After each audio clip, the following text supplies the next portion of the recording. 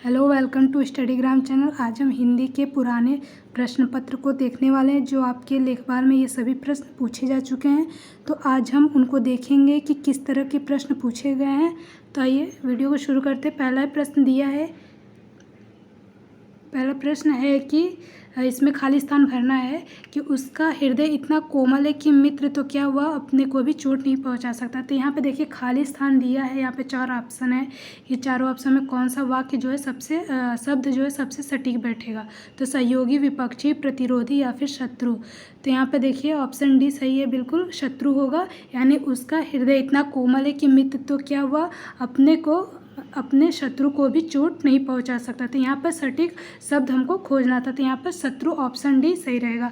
अगला प्रश्न दिया है कि देश रक्षा के लिए प्रत्येक नागरिक को रहना चाहिए। तो क्या रहना चाहिए? प्रबुद्ध, संबद्ध, उद्यत या फिर उद्धृत।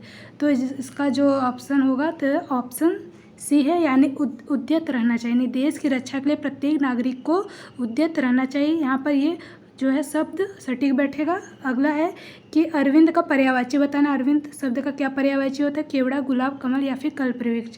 तो इसका जो ऑप्शन है सही है, ऑप्शन है ऑप्शन बी, यानी कमल होगा। जो अरविंद का पर्यायवाची वो कमल होगा। इसके और भी पर्यायवाची हैं जैसे पंकज, नीरज, सरोज, जलज, अम्बुज, अब्ज, उत्पल, कई तरह के इसके अरविंद के कमल के पर्यायवाची होते हैं। तो यहाँ पर ऑप्शन बी सही होगा। जहाँ पे ज शब्द लगा रहता है, शब्द के अंत में ज लगता है, वो कमल का अधिकतर पर्यायवाची होता है। चलिए अगला प्रश्न देखते हैं। चौथा प्रश्न है कि इसमें चौथा प्रश्न में आपको देखना है कि लिखित वाक्यों में सही वाक्य कौन सा है। 4 ऑप्शन में कौन सा सबसे सही वाक्य है।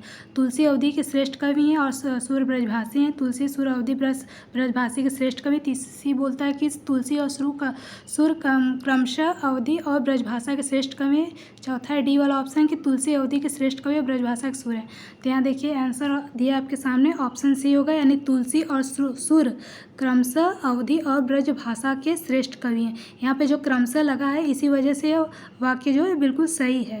यानी तुलसीदास अवधि के हैं और सूरदास ब्रजभाषा के श्रेष्ठ कवि से।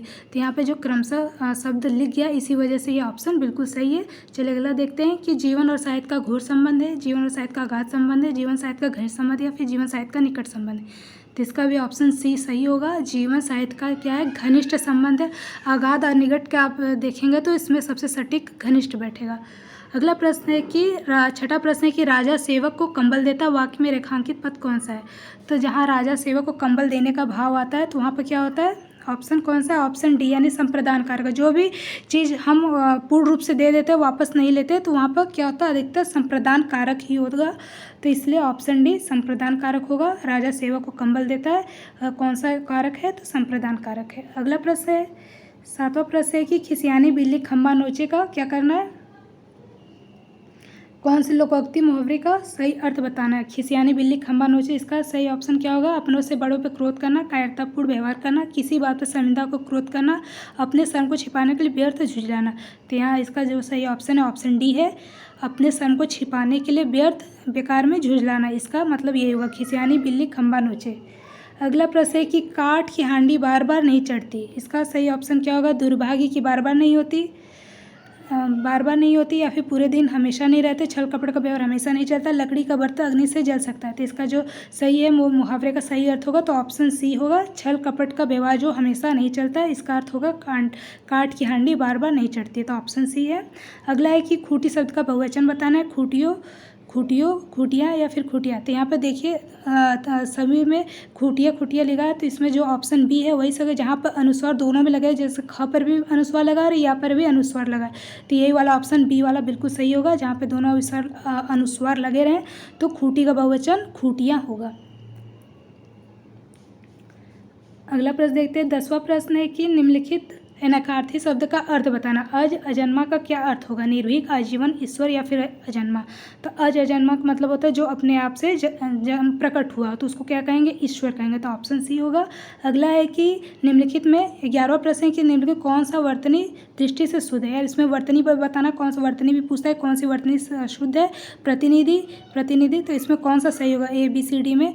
तो इसका ऑप्शन जो है ऑप्शन डी दिख रहा है, सही है। प्रतिनिधि यानी सब में छोटी की मात्रा लगेगी, प्रति भी और और निधि, प्रति मूल शब्द हो जाएगा और निधि भी शब्द हो जाएगा। तो इसमें प्रति और निधि में जिसमें सभी छोटी की मात्रा लगी रहे, ये सही है। अगला प्रश्न है कि क्या बताना है, विलोम बताना है। कृश का विलोम क्या होगा, हिष्ट पुष्ट, भाव, केश या फिर विटप। तो कृश का मतलब होता है दुबला पतला, तो इसका जो विलोम शब्द अपोजिट क्या होगा, तो इसका ऑप्शन है ऑप्शन ए, हिष्ट पुष्ट होगा कृष का। अगला प्रश्न है कि अल्पज्ञ का विलोम बताना है। अल्पज्ञ मतलब क्या है, अल्पज्ञ मतलब होता है थोड़ा जानने वाला, तो इसका विलोम क्या होगा, अभिज्ञ, अवज्ञ, कृतज्ञ, सर्वज्ञ। तो अल्पज्ञ का मतलब क्या होगा, ऑप्शन डी सही है कि इसमें अल्पज्ञ का होगा सर्वज्ञ। सर्वज्ञ मतलब सब कुछ जानने वाला, तो यहाँ ऑप्शन डी बिल्कुल सही है। चलिए अगला प्रश्न देखते हैं कि 14वां प्रश्न है। इसमें देखिए क्या करना है, इसमें दिया है ABCD वालों को काला करें यदि वाक्य में कोई त्रुटि, यहाँ पे त्रुटि खोजना है कि इस वाक्य में त्रुटि दिया है। तो देखिए त्रुटि कहाँ पे मिलेगा, तो जो वाक्य दिया है विद्यालय में जलपान को उत्तम प्रबंध, इसमें कौन से वाक्य में त्रुटि है, विद्यालय में जलपान को उत्तम प्रबंध या फिर कोई त्रुटि नहीं। तो यहाँ पर हमको ऑप्शन बी में त्रुटि दिखाई दे रहा है, क्योंकि यहाँ जलपान को यहाँ कारक संबंधी क्या है त्रुटि दिखाई दे। अगर जलपान को की जगह जलपान का रहता तो बिल्कुल सही रहता, विद्यालय में जलपान का उत्तम प्रबंध है, यहाँ को लग गया, यही कारक संबंधी अशुद्धियाँ, इसमें त्रुटि है। चलिए अगला प्रश्न है कि मुझे रेलगाड़ी से यात्रा करना अच्छी लगती है, इसमें कौन सी त्रुटि है, मुझे रेलगाड़ी से यात्रा करना अच्छी लगती है या फिर कोई त्रुटि नहीं।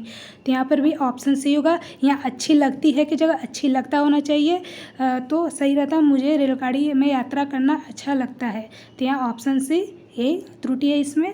अगला प्रश्न है करुण का स्थायी भाव क्या होगा, करुण रस का शोक, रति, हास या फिर उत्साह। तो इसका जो स्थायी भाव होगा वो क्या होगा, ऑप्शन ए शोक होगा। करुण का स्थायी भाव शोक होता है, रति का श्रृंगार होता है, हास्य का हास होता है और वीर का क्या होता है, उत्साह रस स्थायी भाव होता है। चलिए अगला प्रश्न है कि मैं खाना खा चुका था, इस वाक्य में कौन सा भूतकालिक भेद है, यानी भूतकाल होता है उसमें कौन सा इसमें भेद होगा। मैं खाना खा चुका था, संदिग्ध भूत, सामान्य भूत, पूर्ण भूत, अगूढ़ भूत।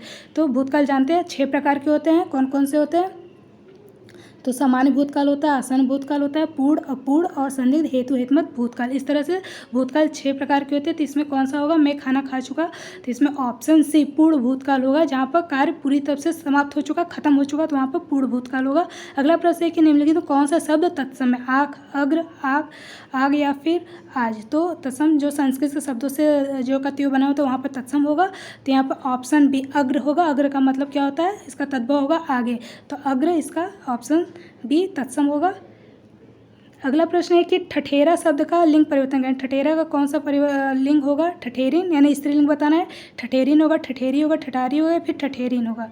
तो ये ऑप्शन बी ठठेरा का स्त्रीलिंग जो होगा लिंग परिवर्तन करेंगे स्त्रीलिंग में तो ठठेरी होगा, ऑप्शन बी। अगला प्रश्न है 20वां कि पर्वत की तलहटी को क्या कहते हैं, बेसिन कहते हैं, घाटी का उपत्यका कहेंगे या फिर द्रोण कहेंगे। तो पर्वत की तलहटी को उपत्यका कहेंगे, ऑप्शन सी सही होगा। अगला प्रश्न कंजूसी से धन व्यय करने वाले को क्या कहेंगे, मृषण, मितव्ययी, अल्पव्ययी या फिर कृपण। तो जो कंजूसी से धन व्यय करते हैं उसको क्या कहते हैं, ऑप्शन डी कृपण कहेंगे। कंजूसी से धन व्यय करने वाले को कृपण कहा जाता है। अगला 22वां प्रश्न है कि कौन सा इसमें तद्भव शब्द बताना है। तद्भव कौन सा है, कुपुत्र, अमी, उल्लुक या फिर इष्टिका। तो यहाँ ऑप्शन बी अमी। अमी का मतलब क्या होता है, अमृत, अमृत रहता है, तो ये आपका तत्सम हो जाता है, लेकिन तद्भव पूछा है तो अमी होगा। कुपुत्र में त्र लगा है इसलिए आपका तत्सम होगा। उल्लुक उल्लू होता है, इष्टिका ईट होता है, तो इसलिए यहाँ पर तद्भव शब्द पूछा है तो अमी होगा। चलिए अगला देखते 23वां प्रश्न है कि देशांतर में कौन सा समास है।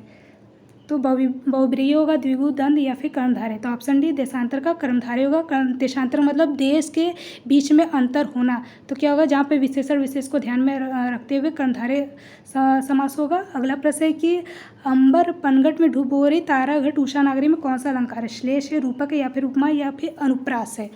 तो क्या होगा, इसका जो सही आंसर ऑप्शन बी रूपक अलंकार होगा। रूपक अलंकार मतलब क्या होता है, जहाँ पर किसी भी वस्तु को किसी दूसरी वस्तु को समान बता दिया जाए, एकदम बिल्कुल एज इट इज़ बता दिया, समान बता दिया जाता है और उसमें किसी प्रकार कोई अंतर नहीं रहता है, तो वहाँ पर रूपक अलंकार होगा। जैसे यहाँ पर अनभर पनघट रूपी को तारा घट उषा नागरी को एक समान बताया गया है, इसमें किसी प्रकार कोई अंतर नहीं दिखाई देगा, तो वहाँ पर रूपक अलंकार होगा। अगला प्रश्न है कि निर्धन में कौन सी संधि होगी, यण, व्यंजन, विसर्ग या फिर अयादि संधि। तो इसका सही ऑप्शन क्या है, ऑप्शन सी विसर्ग संधि होगा। नि जमा धन निर्धन होता है। तो देखिए आपको इस तरह से लेखपाल में 25 प्रश्न पूछे गए थे, तो और भी हम आपको ऐसे ही प्रश्नों की संख्या हम आपको लाते रहेंगे। तब तक के लिए जय हिंद।